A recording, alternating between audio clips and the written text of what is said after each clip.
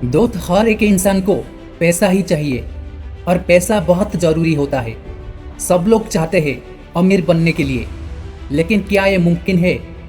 आज इस वीडियो में मैं आपको ऐसा कुछ टिप्स बताने वाला हूँ जिसको फॉलो करके आप अमीर बन सकते हैं। देखो दोस्त, आपका जितना मंथली खर्चा है आप उससे ज़्यादा कमाने के लिए कोशिश करो, या फिर जितना आप कमा रहा है उससे ही कम खर्च करें। बहुत सारे लोग ऐसे होते हैं जो पूरे महीने में ठीक ठाक पैसा कमा लेते हैं, लेकिन उनकी खर्चे इतनी ज़्यादा होते हैं कि उनकी अच्छी खासी कमाई भी कम पड़ जाता है।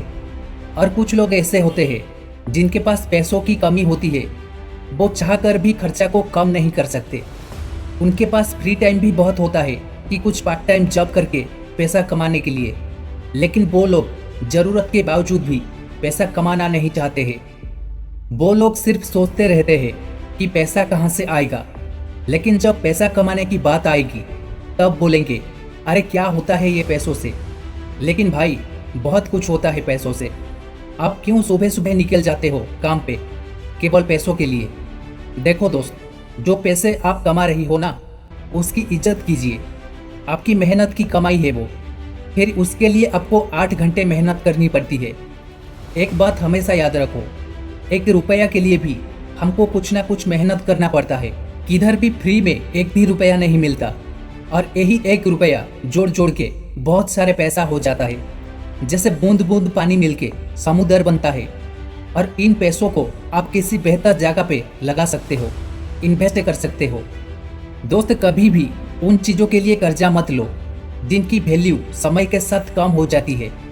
आपको एक एग्जाम्पल देता हूँ। दो दोस्त थे, दोनों 2-2 लाख का लोन लिया।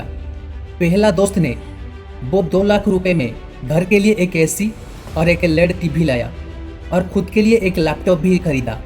1 महीने में उसका पूरा पैसा खत्म हो गया। लेकिन दूसरा दोस्त ने उस 2 लाख रुपए में एक सेकेंड हैंड ट्रैक्टर खरीदा, उसको खेतीबाड़ी काम में भाड़ा पे लगा दिया। अब आ गया ईएमआई चुकाने की टाइम। जो पहला दोस्त था उसको ईएमआई चुकाने में बहुत दिक्कत होती थी, लेकिन जो दूसरा दोस्त था जिसने ट्रैक्टर खरीदी थी उसको तो भाड़ा मिल जाता था। डीजल और मेंटेनेंस को छोड़कर 15,000 उसके हाथों में आ जाता था। यानी कि उसको किस्ती चुकाने में 15,000 का हेल्प मिलने लगी, और 2 साल में वो सारे पैसा चुका दिया।